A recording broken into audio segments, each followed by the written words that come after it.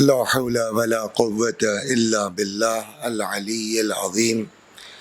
أعوذ بالله من الشيطان الرجيم. بسم الله الرحمن الرحيم. الحمد لله رب العالمين بارئ الخلائق أجمعين باعث الأنبياء والمرسلين، والصلاة والسلام والتحية والإكرام على البشير النذير السراج المنير سيدنا ونبينا وشفيعنا إن شاء الله أبي القاسم محمد.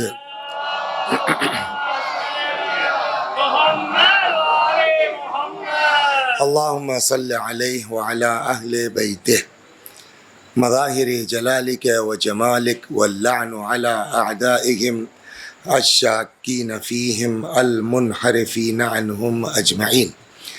أما بعد، فقد قال الله تبارك وتعالى وقوله الحق: أعوذ بالله من الشيطان الرجيم. بسم الله الرحمن الرحيم.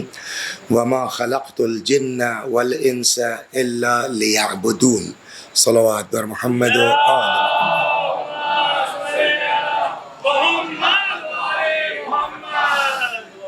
ارشاد حضرت حق جل و علا ہوتا ہے کہ ہم نے جنوں کو اور انسانوں کو پیدا نہیں کیا مگر یہ کہ وہ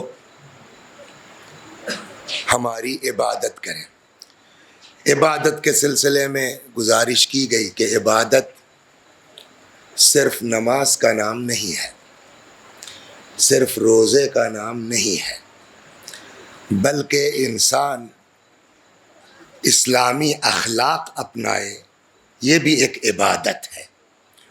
اور اس اسلامی اخلاق میں ہمارا بولنا، ہمارا اٹھنا، ہمارا بیٹھنا، دین ہم سے کیا چاہتا ہے، مذہب ہم سے کیا چاہتا ہے۔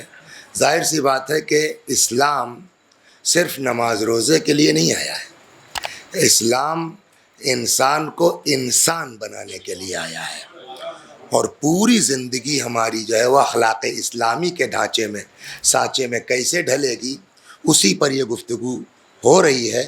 شروعات عبادت سے ہوئی، اور عبادت سے دھیرے دھیرے ہم اس اخلاق کی طرف آ گئے، اور اخلاق میں بنیادی چیز ہے کہ جو انسان کو سرخرو بھی کر سکتی ہے، برباد بھی کر سکتی ہے، اس کا نام ہے زبان۔ اور گفتگو 2 دن یہ چلی زبان کے اوپر کہ زبان بہترین ثواب بھی اسی کے ذریعے ملنا ہے، اور دردناک عذاب بھی اسی کے ذریعے ملنا ہے۔ زبان سے کتنے گناہ چھوٹے بڑے ہم لوگوں سے ہوتے رہتے ہیں، ہم کو اس کا اندازہ بھی نہیں ہے۔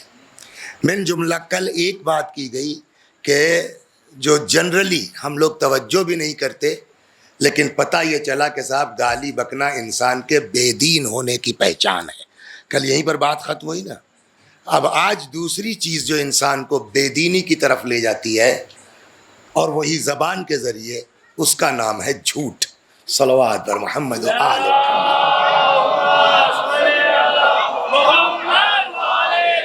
اور یہ آپ کو بالکل سیدھے سیدھے قرآن میں اس سلسلے نمبر 105 105 میں ارشاد ہوتا ہے کہ انما یفتری الکذب الذین لا یؤمنون۔ جھوٹ، یہ قرآن کی آیت ہے، حدیث نہیں ہے۔ جھوٹ وہی لوگ بولتے ہیں جو مومن نہیں ہوتے۔ یہ قرآن کی آیت ہے، کہاں؟ سورہ، یعنی اس کا مطلب یہ ہے کہ ہو سکتا ہے کہ ہم نمازی ہوں مومن نہ ہوں۔ اٹس پاسبل، ہو سکتا ہے ہم نمازی ہوں مومن نہ ہوں، روزے دار ہوں مومن نہ ہوں، مولانا ہوں مومن نہ ہوں، ذاکر اہل بیت ہوں مومن نہ ہوں، شاعر ہوں مومن نہ ہوں۔ کا کیا مطلب؟ کا قرآن کہتا ہے کہ مومن اگر آدمی ہے کچھ کر سکتا ہے، جھوٹ نہیں بول سکتا ہے۔ اور اگر نمازی نماز پڑھ کے جھوٹ بولتا ہے، نمازی ہے مگر مومن نہیں ہے۔ صلوات بر محمد۔ مولانا ممبر پر آ کر کے وسیع حسن صاحب چاہے جو کرتے ہوں، لیکن اگر جھوٹ بولتے ہیں تو مولانا ہیں، ذاکر اہل بیت ہیں، خطیب اہل بیت ہیں، مگر مومن نہیں ہے۔ چنانچہ اب جب یہ بات ہو گئی نا، اس آیت کو ذہن میں رکھیے گا، پیغمبر نے بھی اسی آیت کو دلیل قرار دی ہے۔ اب آپ کو ایک روایت سناتا ہوں بڑی عجیب، حالانکہ یہ روایت اتنی مشہور ہے کہ ایک دن ایسے ہی دیکھ رہا تھا میں، تو ہندوستان کی بات، ایک دوسرے ملک میں ایک دوسرے مسلک کے اس حدیث پر کچھ اعتراضات بھی ہو رہے تھے، تو ہم کو لگتا ہے کہ ان کے یہاں بھی یہ حدیث ہے، تبھی اعتراض۔ حدیث یہ ہے، ارشاد ہوتا ہے، یہ حدیث کہاں ملے گی آپ کو؟ چونکہ حدیث بڑی ٹف ہے اس لیے حوالہ سنا دوں، آپ کی بات نہیں، جو لوگ بعد میں سنیں گے۔ بحار الانوار جلد نمبر 69۔ ایک شخص آتا ہے پیغمبر کے پاس، قال رجل لہ المؤمن یزنی، ایک شخص پیغمبر کے پاس آیا اور اس نے پوچھا، یا رسول اللہ المؤمن یزنی، یا رسول اللہ مومن زنا کر سکتا ہے؟ زنا معلوم ہے کتنا بڑا گناہ ہے، کتنا بڑا جرم ہے، اس کے باوجود وہ کے سوال کیا کر رہا ہے کہ آدمی مومن ہو کر کے اچھا ایک سوال یہ، صلوات بر محمد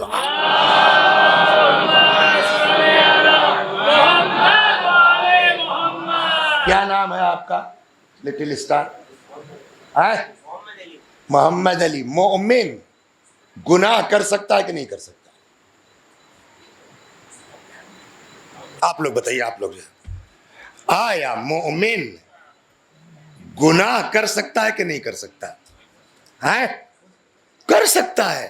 مومن کوئی معصوم تھوڑی ہوتا ہے، معصوم تو صرف بولیے 14 ہے، لہذا جو اس بات کو نہیں سمجھ پاتے وہ اس حدیث پر اعتراض، بھائی مومن ہے، کوئی معصوم تھوڑی ہے، اور گناہگار ہی کے لیے توبہ ہے کہ اللہ فرماتا ہے کہ لا تقنطوا من رحمت اللہ ان اللہ یغفر الذنوب جميعا، اللہ کی رحمت سے مایوس نہ ہو، اللہ تمہارا سارا گناہ معاف کر دے گا۔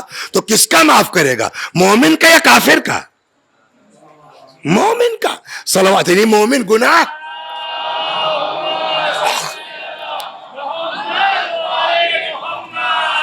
یا دوسری جگہ روایت میں ان اللہ یحب الشاب التائب، اللہ توبہ کرنے والے جوانوں سے محبت کرتا ہے، نہ یہ کہ صرف معاف کرتا ہے بلکہ محبت کرتا ہے۔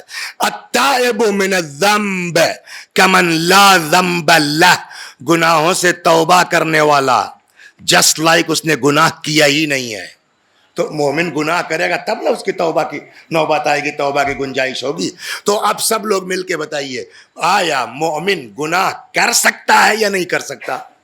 جواب کر سکتا ہے۔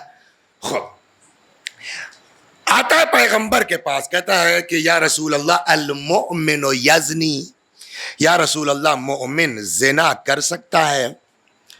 قال قد یکون ذالک، میں بھی ہو سکتا ہے، ممکن ہے، سمبھو ہے۔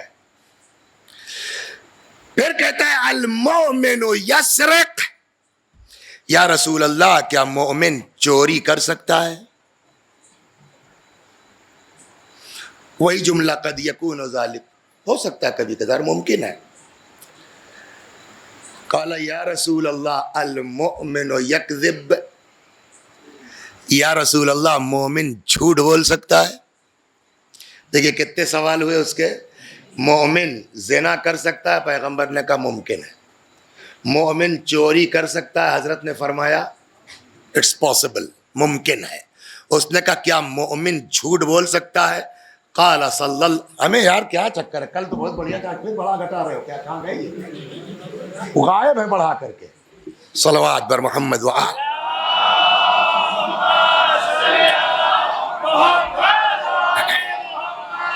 آواز کم رہے چلے گی، ٹیٹا نہ ہونے دو بس۔ اچھا خاصا تھا وہ، لگتا ہے وہ اس کو کچھ کم لگا، بڑھا دیا، تو خطبے میں تو آواز ہلکی رہتی ہی ہے جو ہے وہ۔ صلوات بر محمد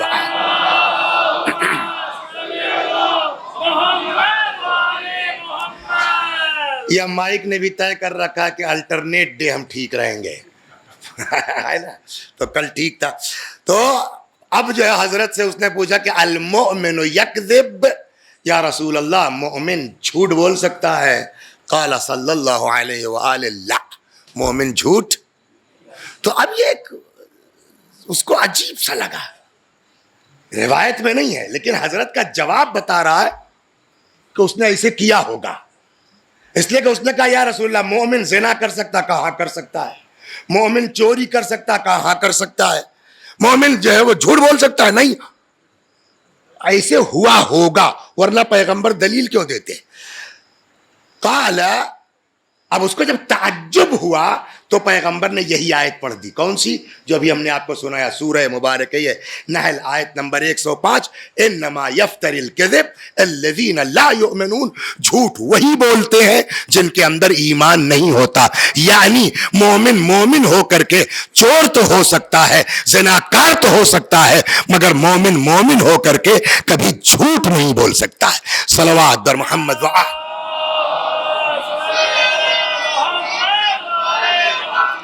چنانچہ اسی بنیاد پر. اچھا ہاں، پہلے ایک بات اور صاف کر دیں، کیا ہر جگہ سچ بولنا چاہیے؟ صلوات پر محمد واحد. یہ بھی سن لیجیے.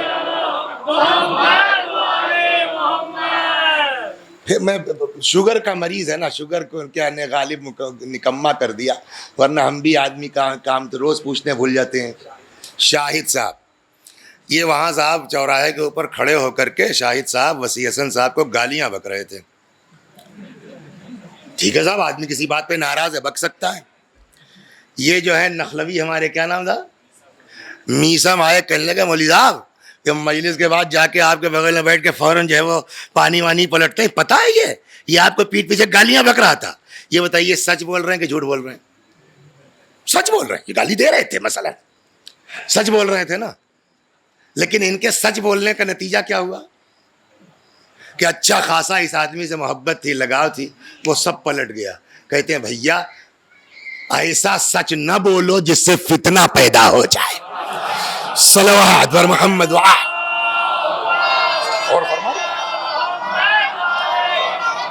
اس لیے میں نے اس کو ضروری سمجھا کہ کل بھیا دیکھیے مولانا نے پڑھا، بولوں گا تو سچ چاہے جان چلی جائے، ہے نا.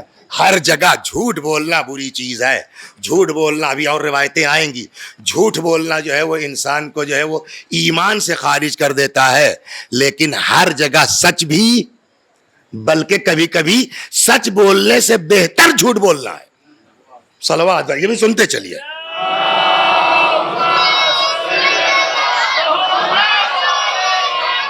تو صاحب یہ تو بات تھی چوراہے کی، شاہد صاحب نے گالی والی دی.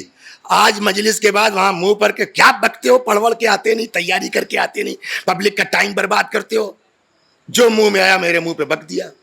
2-3 لوگ اور یہ میسم بھائی بھی کھڑے تھے. بات ختم ہو گئی، تکلیف تو ہوگی نا. اب اس کے بعد جا کے چوراہے پہ انہوں نے کہنا شروع کیا، آج مولانا کی اوقات بتا دی میں نے، آج بیٹا کو سمجھ میں آ جائے گا کتنا بیوقوف بناتے ہیں پبلک کو ممبر سے. میسم سن رہے تھے. وہ چلے گئے وہاں جہاں ہم رکے ہیں.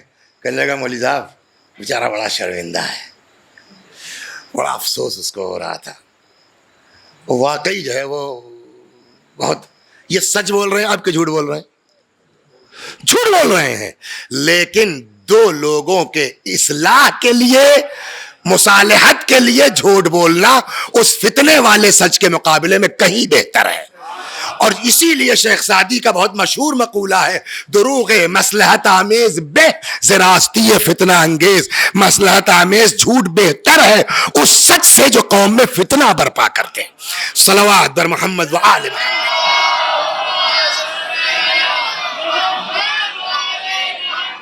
لیکن اب اس کا مطلب یہ نہیں کہ صاحب ہر جھوٹ بول کر کے ہم اس کے یہ لگا دیں صاحب یہ وجہ تھی. وہ اللہ بہتر سمجھتا ہے نیتوں کو ہمارے. اب آئیے تو بہرحال تو مولا امیر المؤمنین سلام اللہ علیہ فرماتے ہیں لا، بالکل وہی مفہوم، لا یجد عبد حقیقت الایمان. مومن، اچھا اکثر ہوتا ہے نا، واقعی ابھی نہیں یار مذاق کر رہے تھے. آج وہ جو ہے وہ ان کے جو ہے وہ بیوی نے مارا 2 جوتا. مذاق ہوتا ہی نہیں ہوتا ہے. ہمیں کیا واقعی مذاق کر رہے تھے؟ مذاق میں بھی جھوٹ بولنے کا حق نہیں ہے ہم کو. جیسے وہاں تھا نا مذاق بھی، آپ مذاق کرنے میں کوئی حرج نہیں ہے، لیکن رشتہ بھی ہے تو گالی نہیں دے سکتے آپ مذاق میں. ویسے ہی مذاق میں آپ جھوٹ بھی نہیں بول سکتے.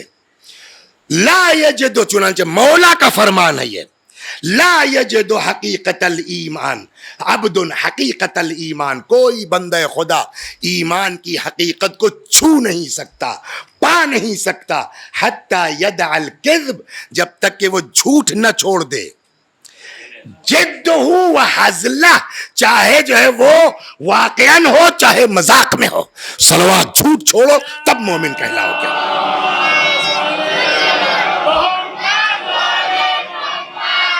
چنانچہ پیغمبر فرماتے ہیں ایاکم والکذب، بچو، پرہیز کرو. میں پھر معذرت کر لوں بزرگوں سے، بوڑھوں سے، یہ مجلس آپ کے لائق نہیں ہے. میں اپنے چھوٹے بھائیوں کے لیے پڑھ رہا ہوں. آپ رونے کے لیے آئے ہیں تو آپ کو بھگا تھوڑی دوں گا. آپ لوگ بیٹھیے، لیکن اپنے بچوں سے بات کر رہا ہوں میں. صلوات بر محمد.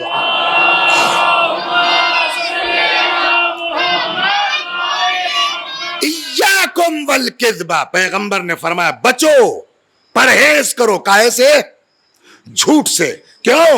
فَإِنَّ الْكِذْبَ يَهْدِي إِلَى الْفُجُورِ، جھوٹ بدکاری کی طرف لے جاتا ہے.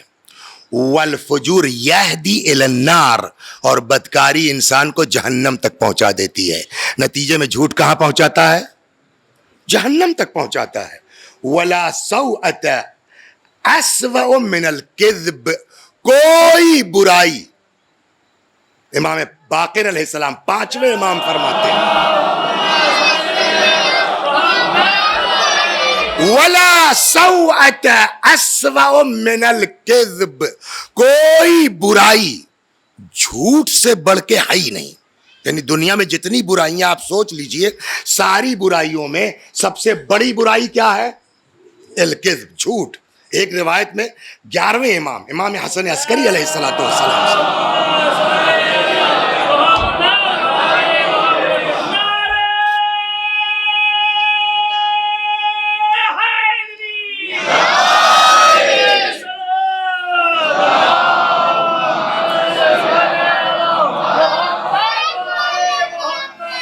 یہ نعرہ حیدری سے کیا سمجھے آپ؟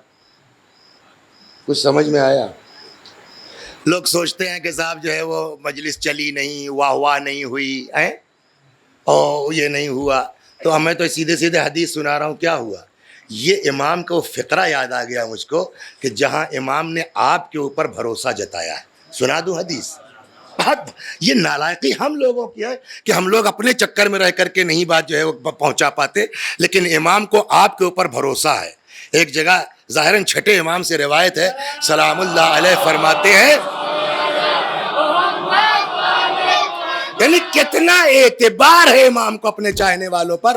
فرماتے ہیں لو یعلمون الناس محاسن کلامنا لاتبعونا، اگر لوگوں کو ہمارے کلام کی خوبیاں پتہ چل جائیں تو یقیناً وہ اس پر عمل کریں گے. تو اس کا مطلب یہ کہ امام کو آپ پر بھروسہ ہے کہ اگر ان کو پتا چلے گا تو یہ عمل کریں گے. مطلب انڈائریکٹلی شکوہ ہم سے ہے کہ تم کیوں نہیں بتاتے کہ ہم کیا چاہتے ہیں. صلوات، یہ ہے حدیث نعرے کا مطلب.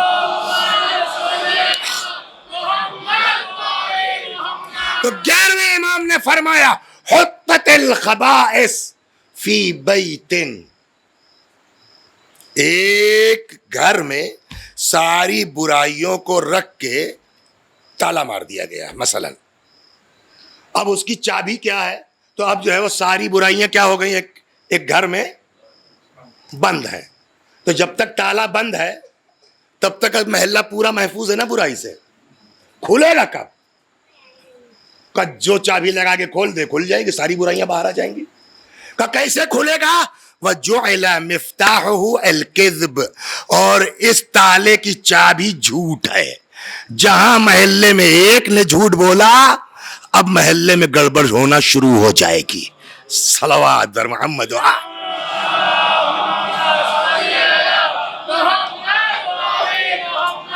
خوب اب آئیے آپ کو ایک بہت غضب کی روایت سناتا ہوں. روایت کیا ہے؟ داستان ہے. پیغمبر کے پاس ایک شخص آیا. اچھا دیکھیے، رسول اللہ وغیرہ جو ہے یا اہل بیت، ان کو پتا ہے کہ کون کیسے سدھر سکتا ہے، کون کیسے ٹھیک ہو سکتا ہے. ان کو سب باریکیاں پتا ہے. امام حسین کو پتا تھا کہ 1000 آدمی کو پانی پلا رہا ہوں مگر اس میں سے 4 ٹھیک ہو کر کے آگے آ سکتے ہیں. اور اگر دیکھیے اتنی زیادہ اہمیت ہے آدمی کو راہ راست پر لانے کی کہ زیادہ سے زیادہ 4 ہے کہ ہور کا بھائی، بیٹا، غلام، یہ زیادہ سے زیادہ 4 آدمی عاشور کے دن آئے ہور کے لشکر سے. اور پانی کتنوں کو پلایا؟ 1000. گویا امام بتانا چاہ رہے ہیں کسی کو صحیح راستہ دکھلانا اتنا اہم ہے کہ 4 کے چکر میں 1000 کو پانی پلایا جا سکتا ہے. صلوات اور غور کریں کتنی زبردست بات ہے.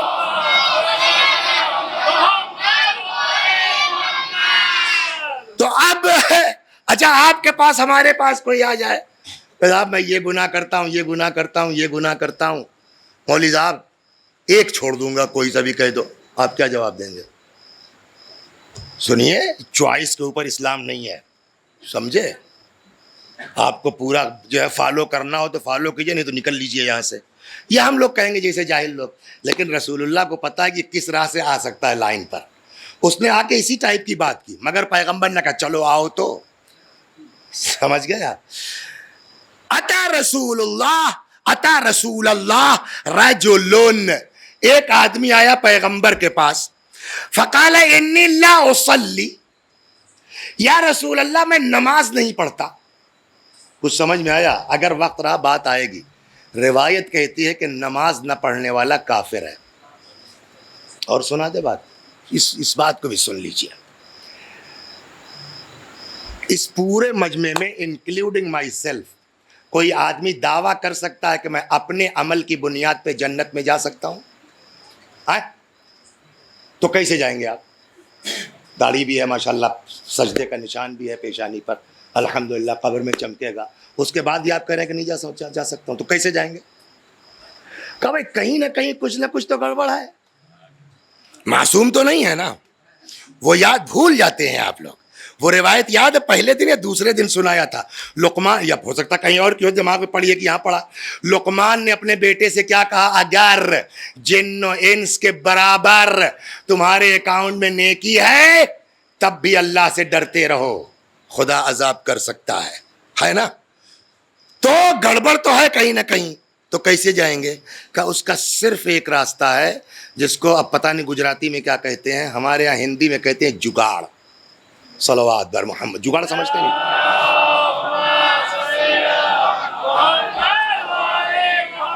چاہے جتنے بڑے نمازی ہو آپ، چاہے جتنے بڑے روزے دار ہو آپ، جب تک جگاڑ نہیں ہے تب تک اپنے بل کے اوپر، اس لیے کہ بھائی نماز ایک کو وقت کی قضا نہیں ہے.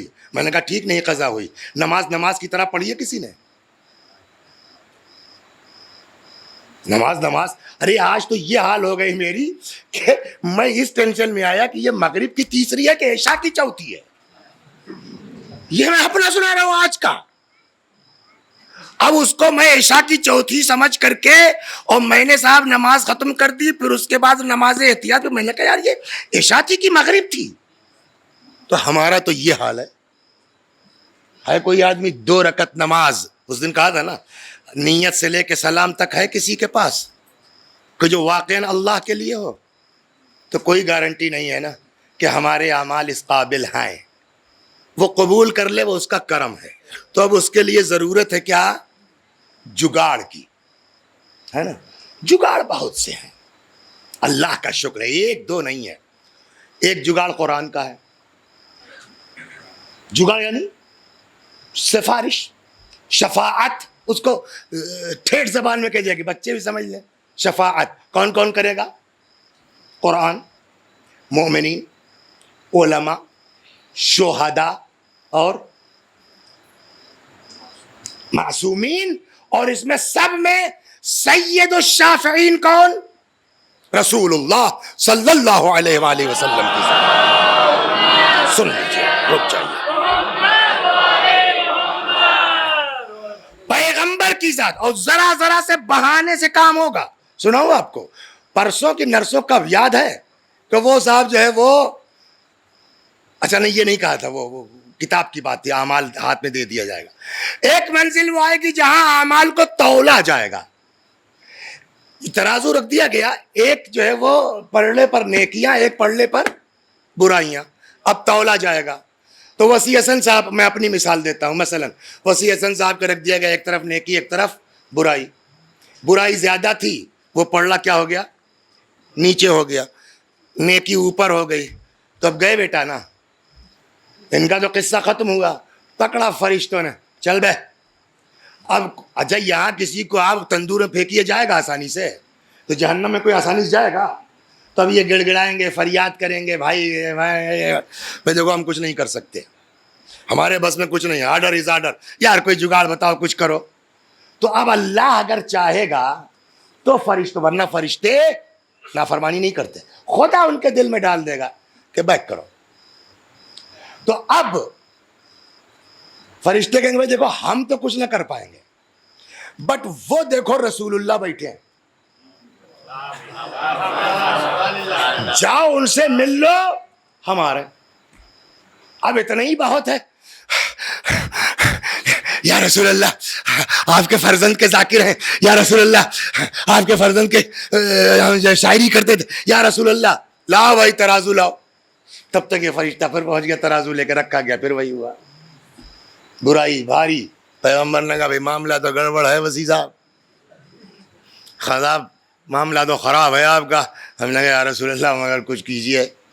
اب جو روایت کا مفہوم عرض کرتا ہوں, حوالہ ذہن میں نہیں ہے اس لیے بیان نہیں کر رہا ہوں, کہ حضرت جو ہے کچھ نکالیں گے, اور وہ جو نیکیوں کا پلڑا اٹھا ہوا ہے اس کے اوپر وہ پرچی ٹائپ کی کوئی چیز ہے, جو بھی ہے وہ تو نورانی چیز, ہم کو کہاں معرفت, بہرحال کچھ نکال کر رکھ دیں گے.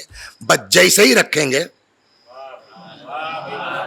الٹ گیا معاملہ, برائی والا پلڑا اوپر, نیکی والا نیچے. تو اب بچ گئے نہیں بچ گئے؟ اچھا جب آدمی بچ جائے گا نا تو پھر باتیں بھی خوب آئیں گی. اب روایت سے جو اندازہ ہوتا ہے کہ یا رسول اللہ کیا تھا, پوچھے گا یا رسول اللہ یہ کیا تھا, تو حضرت فرمائیں گے سنو, مجھ کو تمہارے کسی تحفے اور ہدیے کی ضرورت نہیں ہے. تم لوگ دنیا میں جو میرے اوپر درود بھیجتے تھے,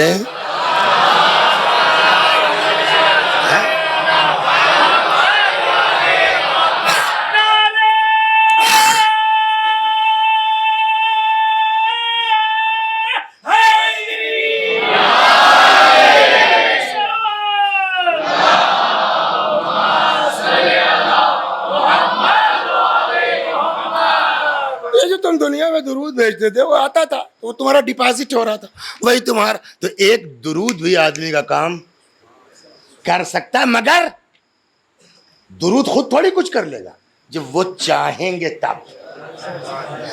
آپ کو کیا پتا تھا کہ ہمارا درود کس کھاتے میں کس بینک میں ہے؟ آپ نے سلوات پڑھی تو تھی, آپ کو پتا تھا کس اکاؤنٹ میں ہے ہمارا یہ درود سب, وہ تو رسول اللہ نے نکال کے دیا نا. تو اس کا مطلب کہ جب وہ چاہیں گے تب ہوگی شفاعت.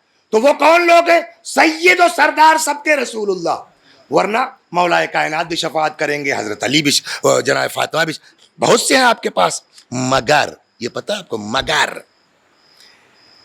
دو اماموں سے روایت ہے, اس کو نوٹ کر لیجیے آپ. یہ ہم نے سنا تو دیا کہ صلوات یہ کام کر سکتی ہے, بٹ خود کرے گی جب وہ چاہیں گے تب کرے گی, جب وہ چاہیں گے. اور وہ جانتے ہیں اگر کہہ دیں کہ بھیا میں سب کے لیے تو چاہ سکتا ہوں بٹ تمہارے لیے نہیں چاہ سکتا, تو آپ کچھ ان سے کہہ سکتے ہیں کہ صاحب کیوں نہیں چاہ سکتے آپ؟ نہیں چاہ سکتا میں. کیا کہا ہے؟ میں نے کہا دو امام سے روایت ہے, چوتھے امام سے بھی, چھٹے امام سے بھی.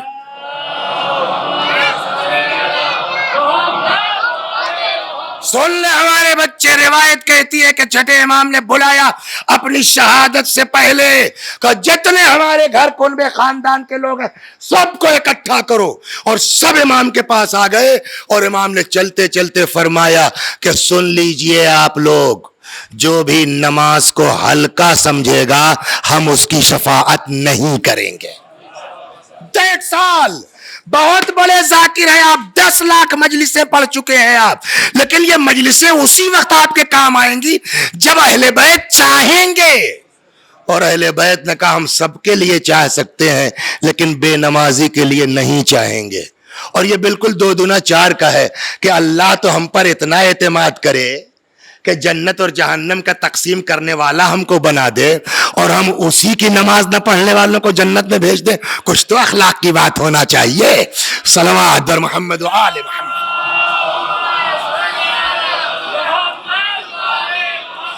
لا تنال الشفاعت, یہ روایت ہے, ہماری شفاعت نہیں پہنچ سکتی من استخف بالصلاۃ, جو نماز کو ہلکا سمجھتے ہیں, یا بعض روایتوں میں الی تارک الصلاۃ, جو نماز نہیں پڑھتے. اتنی اہمیت ہے. ایک جگہ چھٹے امام نے فرمایا کہ زنا کرنے والا کافر نہیں ہے. ابھی سنا چکے نا, مومن گناہ ہو سکتا ہے لیکن تارک الصلاۃ بولیے کافر ہے. اتنی اہمیت نماز کی ہے. اب وہ آگے کہتا ہے یا رسول اللہ انی لا اصلی, میں نماز نہیں پڑھتا. اتنی اہمیت ہے نماز کی, اس کے باوجود اس نے کیا کہا, میں نماز نہیں پڑھتا. وَأَنَا أَزْنِي, میں زنا بھی کرتا ہوں. لو, ایک نشد دو شد, ایک تو بے نمازی, دوسرے زناکار. وَأَكْذِبْ, اور جھوٹی بولتا ہوں. سوچتا ہوں سدھر جاؤں, ٹھیک ہو جاؤں. یہ بھی میرے جملے ہیں. فَمِنْ أَيِّ شَيْءٍ أَتُوبُ, کوئی ایک چیز جو کہیے چھوڑ دوں. اب آپ بتائیے, نماز کی اہمیت میں نے آپ کو سنا دی نا. پیغمبر کو کیا کہنا چاہیے تھا, جاؤ ٹھیک ہے نماز مت چھوڑنا. اتنی اہمیت تھی نا نماز کی, مگر پیغمبر نے نماز کی بات نہیں کی. پیغمبر نے نہیں کہا جا کے زنا مت کرنا ہے, بہت بری بات ہے. اور نے کہا صاحب میں زنا بھی کرتا ہوں, میں نماز نہیں پڑھتا, میں جھوٹ بولتا ہوں. فمن ای شیء اتوب, ایک کوئی چیز چھوڑنا چاہتا ہوں, بولیے کیا چھوڑ دوں. رسول اللہ نے کیا فرمایا, قال من الکذب, ٹھیک ہے جاؤ جھوٹ مت بولنا. یہ خوش ہو گئے بیٹا. فاستقبلہ فعہد اللہ یکذب, اس نے قبول کیا اور عہد کیا کہ آج کے بعد سے جھوٹ نہیں بولوں گا. فلما انصرف, اب چلا گیا. دیکھیے پیغمبر نے کچھ کہا نہیں, لیکن نماز نہ پڑھنا جرم ہے کہ نہیں ہے. زنا کرنا قرآن کہتا ہے کوڑا پڑے گا نہیں پڑے گا, اس کی کوئی بات ہی نہیں کی, جاؤ جھوٹ مت بولنا. فلما اراد الزنا, اب جب وہ زنا کے کچھ اس کا ارادہ کیا, قال فی نفسه, دل ہی دل میں خیال آیا کہ ان قال لی رسول اللہ حل زنیت, اگر کسی دن پیغمبر نے یار پوچھ لیا تو 2 ہی صورت ہے, یا کہوں گا یس تو کوڑا پڑے گا, اور اگر کہتا ہوں نو تو جھوٹ نہ بولنے کا وعدہ کیا ہے. کہنے بھیا کوڑا کون جھیلے گا, چھوڑو واپس چلو. ایک چیز سے بچا. فَإِنْ قَالَ لِي رسول اللہ حل زنیت ما عاہدت فَإِنْ قُلْتُ لَا كَذِبْتُ, اگر میں کہتا ہوں نہیں تو جھوٹ. وَإِنْ قُلْتُ نَعَمْ يَضْرِبُنِي, اگر کہتا ہوں یس تو کوڑا پڑے گا. ثُمَّ أَرَادَ أَنْ يَتَوَانِي یا أَنْ يَتَوَانَ فِي الصَّلَاةِ, پھر نماز کا وقت آیا. انشاءاللہ کل سے سستی آئی, چھوڑا یار دیکھا جائے گا صبح سے انشاءاللہ کل سے. فقال ان سألنی رسول اللہ, پھر وہی بات ہے, اگر پیغمبر نے پوچھ لیا آج ہی کیا ہوا, نماز پڑھی نہیں پڑھی, اگر میں نے کہہ دیا صاحب نہیں پڑھی تو سزا ملے گی, اور اگر کہہ دیا کہ پڑھ لی ہے تو جو عہد کیا ہے جھوٹ بولا ہے, وہ خلاف عہد ہے. تو فتاب من الثلاث, آئے پیغمبر کے پاس, کہنے لگے صاحب ایسی چیز چھڑوائی آپ نے کہ سب صحیح ہو گیا. اب سمجھے آپ جھوٹ کیا چیز ہے. صلوات والمحمد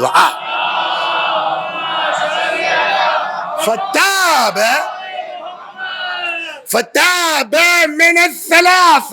نتیجہ کیا ہوا, ایک جھوٹ چھوڑنے کے چکر میں نمازی بھی ہو گیا اور وہ گناہ بھی اس کا چھوٹ گیا. دیکھیے بیماریاں اس کی دو قسمیں ہیں. ایک جسمانی ہے, ویسے ہی روحانی ہے. سمجھ گیا؟ جسمانی روح سے مرض کا بھی علاج اس وقت تک صحیح نہیں ہو سکتا جب تک سبب مرض پکڑ میں نہ آئے. مرض پکڑ میں نہ آئے. کھانسی آ رہی ہے, آدمی جو ہے اس کو معمولی سا جو ہے وہ نزلہ زکام سمجھ کر کے وہ دوا دیا, فرق ہی نہیں پڑ رہا. معلوم ہے صاحب ٹیوبرکلوسس کے بہت کرونک مریض ہیں یہ, تو وہ ٹیبلٹ سے ٹھیک ہوگا, پیراسیٹامال سے ٹھیک ہوگا وہ آدمی. تو جب تک مرض پکڑ میں نہیں آئے گا. اچھا, اب جو جسم کے مرض ہیں وہ بھی صاحب جو ہے وہ کچھ ہلکے ہیں, کچھ اس سے خراب ہے, کچھ اس سے خراب ہے, کچھ اس سے خراب ہے.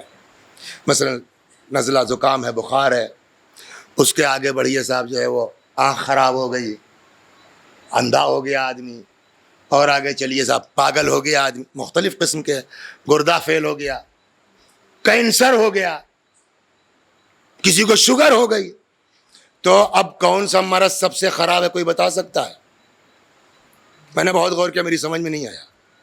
کینسر کو کہتے ہیں سب سے خراب ہے, میں اس سے خراب تو شوگر ہے. پتہ ہی نہیں کہ کب ہارٹ پہ اٹیک کر دے, کب آنکھ پہ اٹیک کر دے.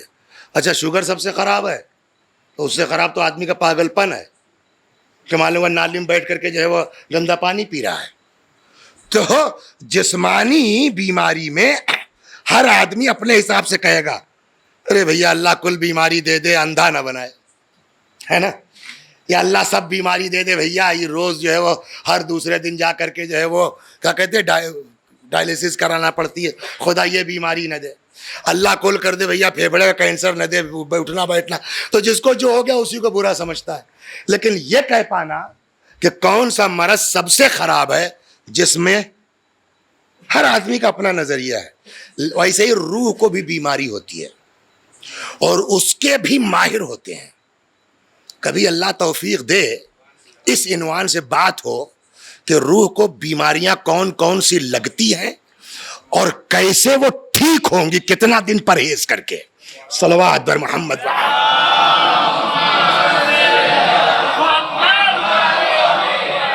جیسے ٹیوبرکلوسس ہے, اب وہ صاحب ڈاکٹر نے کہا کرونک ہے, 1 سال کی دوا کھانی ہے آپ کو, لیکن شرط کیا ہے, 1 دن بھی گیپ نہیں ہونا چاہیے.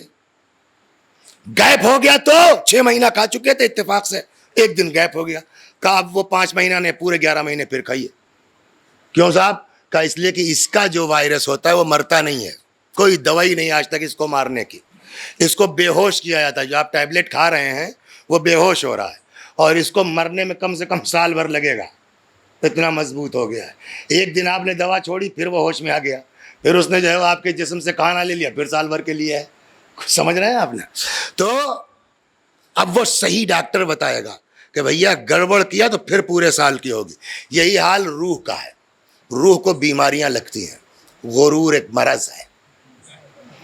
کیسے ٹھیک ہوگا, اس کو صحیح روحانی معالج آپ کو سنائے گا, سمجھائے گا, تب آدمی کے اندر جو ہے ڈر بیٹھے گا کہ نہیں صاحب غرور نہیں کرنا چاہیے. حسد ایک مرض ہے, کیسے ٹھیک ہوگا یہ روحانی بتائے گا. ویسے ہی جھوٹ ایک مرض ہے. صلوات بر. آپ کیا سمجھ رہے ہیں؟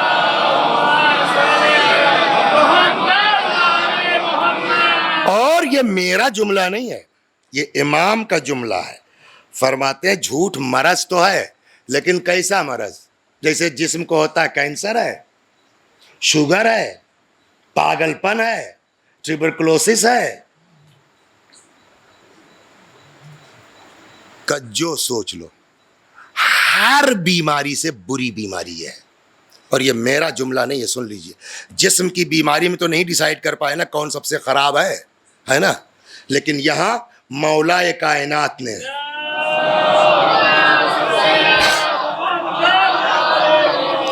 بحار الانوار جلد نمبر 74 مولا نے فرمایا علت الکذب اقبح الا, جھوٹ کی بیماری سب سے خراب بیماری ہے. یعنی اس سے خراب بیماری حسد ہے, غرور ہے, کبر ہے, سب کچھ بیماریاں ہیں، لیکن ان ساری بیماریوں میں سب سے خراب بیماری کیا ہے؟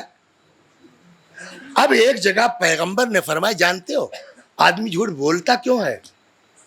جب یہ بڑی زبردست چیز اگر میں سمجھا لے گیا تو، یہ کیسے کہوں کہ آپ سمجھ پائے تو، اگر میں سمجھا پایا تو، جھوٹ بولتا کون ہے؟ ہر آدمی جھوٹ نہیں بولتا. جس کو ذرا سا بھی یہ احساس ہے کہ ہم اشرف المخلوقات ہیں، ہم عزت دار ہیں، وہ کبھی جھوٹ نہیں بولے گا. جھوٹ ہمیشہ وہ آدمی بولے گا جو اپنے آپ کو ہلکا سمجھ رہا ہوگا. صلوات برما، یہ میرا جملہ نہیں، رسول اللہ کا جملہ. جو اپنے کو ہلکا سمجھے گا وہی جھوٹ بولے گا. پیغمبر فرماتے لا یکذب الکاذب، رسول اللہ بحار الانوار جلد نمبر 69، پیغمبر فرماتے لا یکذب الکاذب، جھوٹ بولنے والا جھوٹ نہیں بولتا مگر کیوں؟ الا من مہانت نفس، اس لیے، صرف اس لیے کہ وہ اپنے آپ کو تمہارے مقابلے میں کمزور سمجھ رہا ہے، اپنے آپ کو تمہارے مقابلے میں ہلکا سمجھ رہا ہے، معمولی سمجھ رہا ہے. اگر اپنی حیثیت کا اندازہ ہوتا تو کبھی جھوٹ، تو سمجھ لیجئے جو آدمی آپ سے جھوٹ بول کے جا رہا ہے اس کا مطلب اس کو اپنی اوقات کا اندازہ نہیں ہے. صلوات بر محمد. بس بس بس بس بس جلدی ایک دو روایتیں سنا دوں. ایک جگہ فرماتے ہیں امام کاظم علیہ السلام، 7ویں امام، یا ہشام ان العاقل لا یکذب، عقل مند آدمی جھوٹ نہیں بولتا. وَإِن كَانَ فِيهِ هَوَى، چاہے اس میں اس کا فائدہ ہی کیوں نہ ہو. یا دوسری جگہ فرماتے وَاجْتَنِبُوا الْكِذْبَ، بچو جھوٹ سے. وَإِن رَأَيْتُمْ فِيهِ النَّجَاةَ، چاہے تم کو ایسا محسوس ہو کہ جھوٹ بول کے بچ جاؤ گے. کیوں؟ فَإِنَّ فِيهِ الْهَلَكَةَ، ایکچول میں ہلاکت اسی جھوٹ بولنے میں ہے. جھوٹ کیوں بولتا ہے آدمی؟ صلوات بر محمد.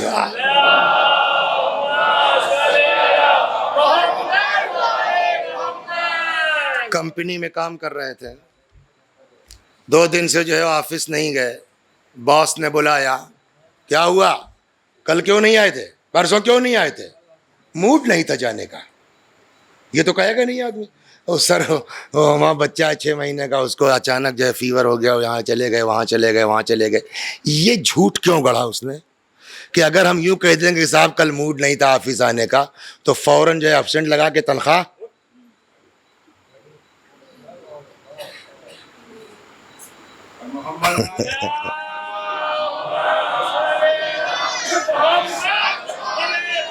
تو ہم یہ بہانہ کیوں بنا رہے ہیں؟ تاکہ ابسنٹ نہ ہو تنخواہ. تو ہم یہ جھوٹ کیوں بولے؟ تاکہ روزی کم نہ ہو. فرماتے ہیں کہ اچھا یہ آپ کے بس میں ہے، آج تو آپ نے کہہ دیا، آپ کی اٹینڈنس لگ گئی، اور دوسرے دن واقعی لڑکا بیمار ہو گیا، اور جتنا بتایا تھا اس سے 2 گنا زیادہ ہو گیا، جتنی تنخواہ بچائی تھی اس سے 4 گنا زیادہ خرچ ہو گیا، تو کیا کر لو گے؟ یہی فرماتے ہیں الکذب ینقص الرزق. امام فرماتے ہیں جھوٹ روزی کو کم کر دیتا ہے. صلوات، مت سمجھو کہ جھوٹ بول کر کے تم نے بچا لیا. بس بس ایک اور صلوات بر محمد و آل محمد.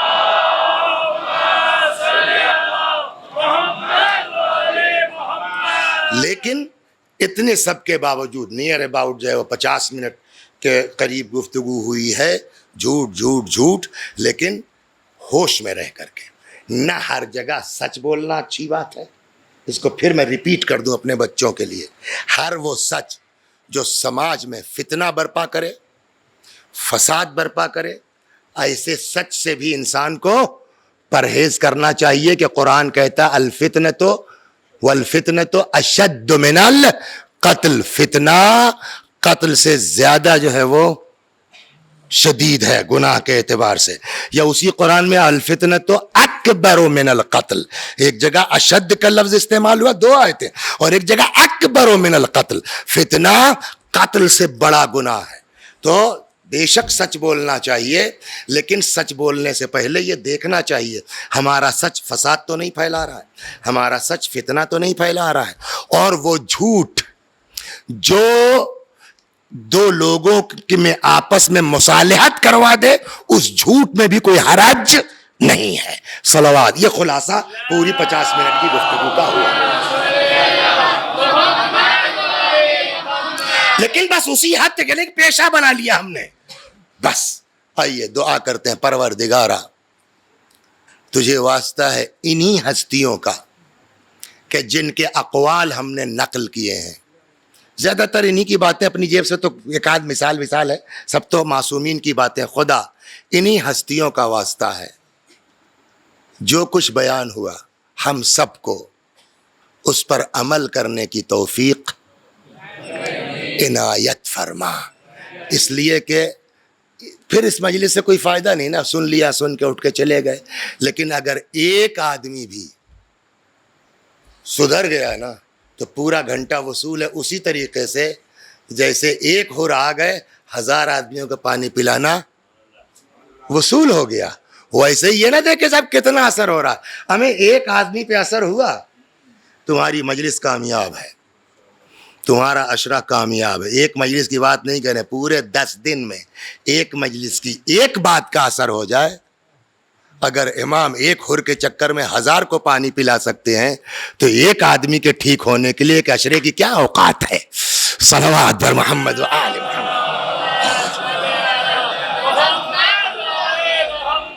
بس 2 جملے مصائب کے اور ختم دعا. کل بات یہاں تک آئی تھی کہ جب امام حسین علیہ الصلاۃ والسلام سلام اللہ علیہ، سلام اللہ علیہ، دیکھیے امام حسین علیہ السلام کی رخصت میں بہت سے مناظر ہیں، بہت سے مناظر ہیں. ایک منظر ہم نے کل ہلکا سا نقل کیا تھا. میں نہیں کہتا کہ حضرت عباس علیہ الصلاۃ والسلام کی شہادت ہلکی ہے. میرا مقصد یہ نہیں ہے، میرا مقصد یہ نہیں ہے کہ علی اکبر کی شہادت معمولی ہے، میرا مقصد یہ نہیں ہے کہ قاسم کی شہادت معمولی ہے. لیکن ان ساری شہادتوں کی اپنی جگہ عظمت.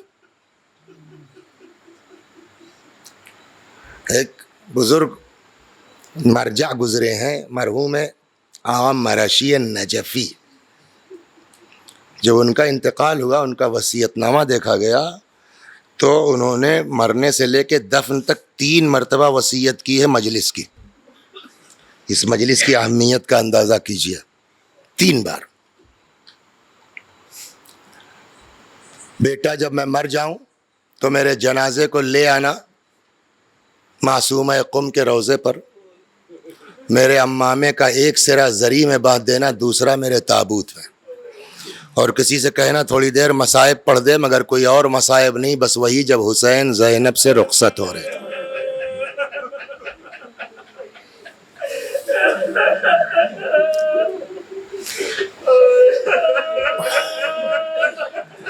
اس کے بعد میرے جنازے کو میرے امام باڑے میں لانا، جس کو میں نے فلاں مومن کی مدد سے بنوایا ہے.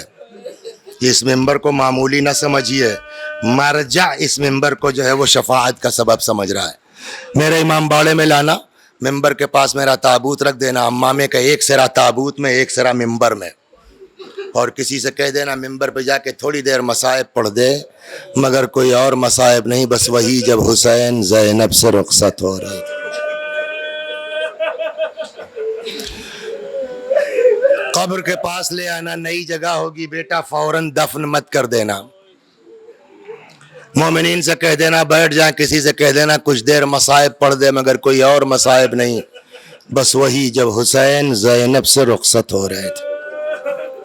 تو آخر سوچنے کا مقام ہے کہ نہیں، ایک مرجع اپنے انتقال سے لے کے دفن تک 3 بار مصائب کی بات، اور ایک ہی مصائب بار بار کیوں؟ تو کچھ تو ہے نا رخصت میں. شہزادی نے بھی اپنے بعض ذاکروں سے فرمائش کی ہے، میرے لال کی رخصت پڑھو. کربلا میں کم سے کم تعداد جو یزیدی لشکر کی بیان ہوتی ہے وہ 25,000 30,000 35,000 یہ بیان ہوتی ہے. لکھنے والوں نے لاکھ تک بھی لکھا ہے, اس سے زیادہ بھی ہے, لیکن یہ 25 سے لے کے 35 تک عام طور پر ہے کتابوں میں. آپ آنکھ بند کیجئے, یہ 25,000 یا 35,000, ان کے ساتھ کچھ کے گھوڑے بھی ہیں, ہے نا, اور فوجی ساز و سامان ہے, سب کے خیمے ہیں. تو یہ 30-35,000 کے لوگ میں فوجی ساز و سامان کے, یہ کتاب کی بات نہیں, عقل سے سوچئے کتنے بڑے رقبے میں یہ 35,000 لوگ خیمے کے ساتھ. آپ سوچئے اس طرح نہیں بیٹھے 35,000 لوگ, کتنے بڑے رقبے میں پھیلے ہوں گے. اور ادھر امام کے ساتھ کل عورتیں بچے مرد ملا کے 200 کے اندر ہیں. تو جدھر نگاہ جائے گی, کربلا کی بات کر رہا ہوں نا, وہ 35,000 کے آپ لشکر کو سوچئے, فوجی ساز و سامان کو سوچئے, خیموں کو سوچئے, جدھر نگاہ جائے گی ہر طرف دشمن ہی دشمن تو نظر آئے گا, ہے نا. اب پھر واپس چلتے ہیں. میں نہیں کہتا عباس کی شہادت ہلکی ہے, میں نہیں کہتا کہ اکبر کی شہادت معمولی ہے, اصحاب کرام کی شہادت معمولی ہے, لیکن جو بھی گیا شہید ہوا, خبر آئی, صدمہ ہے, غم ہے, مصیبت ہے, لیکن پھر بھی اتنی ڈھارس تو ان بیبیوں کو ہے نا کہ ابھی امام کا سایہ باقی ہے, ابھی حسین موجود ہیں, اتنا تو ڈھارس ہے نا, ابھی بھیا ہیں. لیکن آپ ذرا انصاف سے بتائیے, ہر بات کتاب میں تھوڑی لکھی ہوتی ہے. کچھ آدمی عقل کا استعمال کرے, سوچے کہ جس وقت آ کے در خیمہ پر امام نے کہا ہوگا زینب خدا حافظ, اے رقیہ و رباب خدا حافظ, اور حضرت زینب نے جب نگاہ اٹھائی ہوگی, ہر طرف دور تا دور دشمن ہی دشمن تو نظر آئے ہوں گے. پہلا خیال کیا ہوا ہوگا, ایک بھیا کا سہارا تھا سو وہ بھی جا رہا ہے. چنانچہ روایت کہتی ہے آگے بڑھی, دونوں باہیں امام کے گلے میں ڈال کے لپٹ گئیں, فرماتی ہیں بھیا اکیلی زینب کیا کرے, یتیموں کو دیکھے, بیمار کو دیکھے, بیواؤں کو دیکھے. امام سمجھ گئے زینب سے اب اجازت لینا آسان کام نہیں ہے. بہت کم جگہیں ہیں جہاں امام نے علم امامت کا استعمال کیا ہے. فاشار علیہ السلام الی قلب اختہ, روایت کہتی ہے امام نے بہن کے دل کی طرف اشارہ کیا. نہ جانے اس اشارے میں کیا خصوصیت تھی, شرح صدر پیدا ہوا, جدا ہوئی, اچھا بھیا جاؤ خدا حافظ. اللہ اکبر. امام سوار ہوئے, بقیہ انشاءاللہ کل عرض کرتا ہوں, پھر وہیں جانا ہے جہاں کل ختم کیا.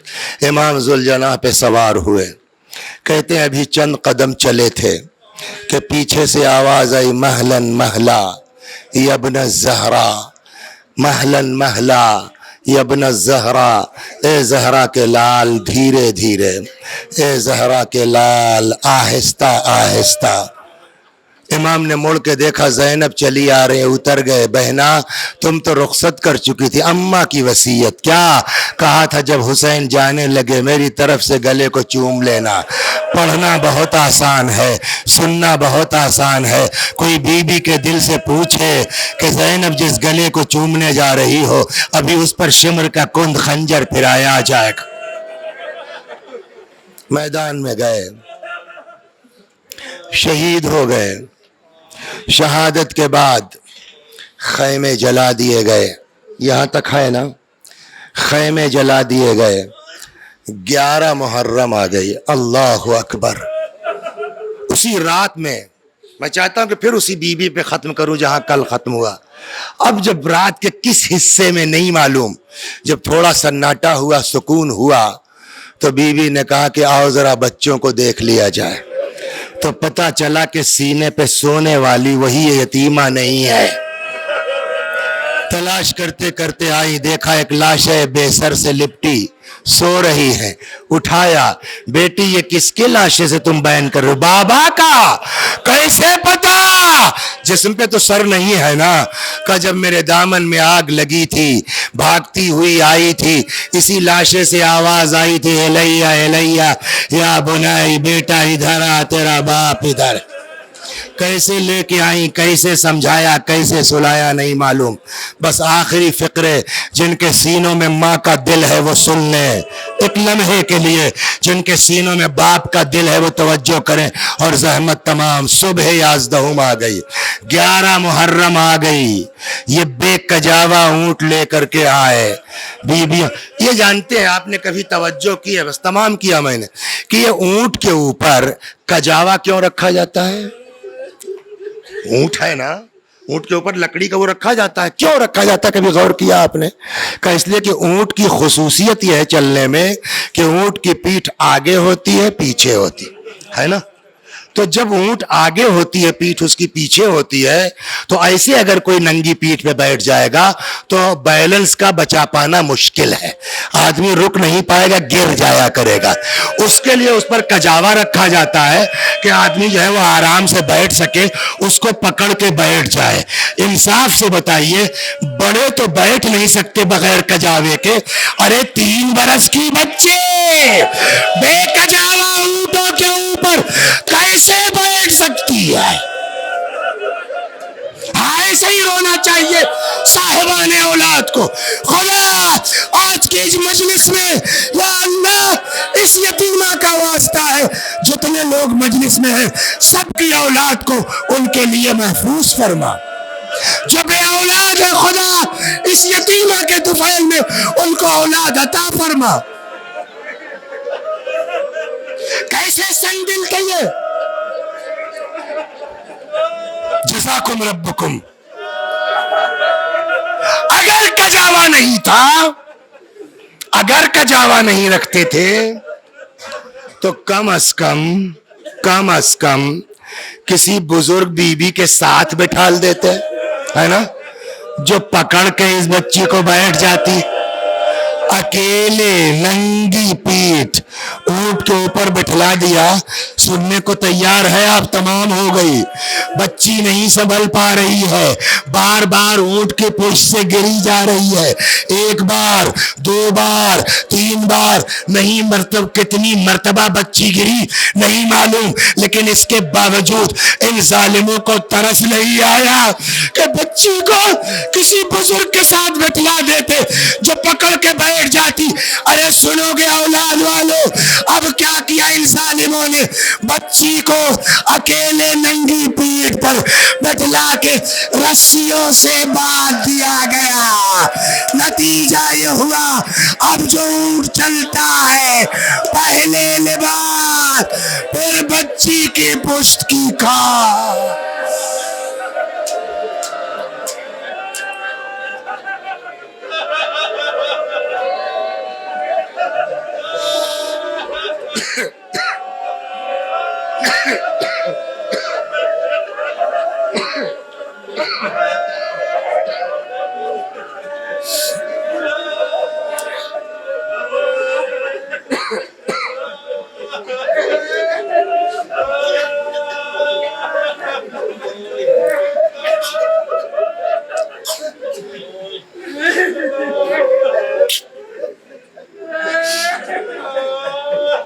خدا ہماری اس عزا کو قبول فرما. مزید عزائے اہل بیت کی توفیق کرامت فرما. خدا اسی یتیمہ کا واسطہ ہے جس کا ذکر ہو رہا ہے. خدا ان داعشیوں کو نیست و نابود فرما. بی بی کے روضے کے زیارت کی سبیل فراہم فرما. میں بھی پڑھتا ہوں میرے ساتھ آپ لوگ بھی دہرائیے. جملہ مؤمنین و مؤمنات. دیکھیے کتنے لوگ ایسے ہوں گے کہ جو بیچارے اس دنیا سے چلے گئے کوئی آل اولاد نہیں ان کو کوئی ایصال ثواب کرنے والا نہیں. میں نے نہیں پڑھی یہ روایت میرے چھوٹے بھائی نے مجھ سے بتایا کہ روایت ہے کہ اگر دعا قبول کروانا ہے تو ایسے کوئی ایصال ثواب کرو جس کو کوئی ایصال ثواب کرنے والا نہیں ہے. تو بہت سے لوگ ہوں گے، آئیے سب مل کر کے جملہ مومنون و مومنات، مخصوصاً وہ محبان علی جن کو کوئی ایصال ثواب کرنے والا نہیں ہے، اور اپنے بزرگوں کو ذہن میں رکھ کر کے اللہم صل علی محمد وآل محمد، اللہم صل علی محمد وآل محمد، اللہم صل علی محمد وآل محمد۔ اعوذ باللہ من الشیطان الرجیم، بسم اللہ الرحمن الرحیم، الحمد للہ رب العالمین، الرحمن الرحیم، مالک یوم الدین، ایاک نعبد و ایاک نستعین، اہدنا الصراط المستقیم، صراط الذین انعمت علیہم غیر المغضوب علیہم ولا الضالین۔ بسم اللہ الرحمن الرحیم، قل هو اللہ احد اللہ الصمد، لم یلد ولم یولد ولم یکن له کفوا احد۔ بسم اللہ الرحمن الرحیم، قل هو اللہ احد اللہ الصمد، لم یلد ولم یولد ولم یکن له کفوا احد۔ بسم اللہ الرحمن الرحیم، قل هو اللہ احد اللہ الصمد، لم یلد ولم یولد ولم یکن له کفوا احد۔ كذلك الله ربنا صدق الله العلي العظيم۔ اللهم صل على محمد وآل محمد، اللهم صل على محمد وآل محمد، اللهم صل على محمد وآل محمد، وعجل فرجهم واحشرنا معهم۔ پروردگارہ اس سورہ حمد و توحید و صلوات کا ثواب جملہ مومنین و مومنات، مخصوصاً وہ محبان علی جن کو کوئی ایصال ثواب کرنے والا نہیں ہے، اور یہاں موجود تمام مومنین و مومنات کے بزرگوں کی روحوں تک پہنچا دے۔ یا اللہ ان کے گناہوں کو بخش دے، چوار معصومین میں جگہ کرامت فرما۔ وآخر دعوانا ان الحمد للہ رب العالمین۔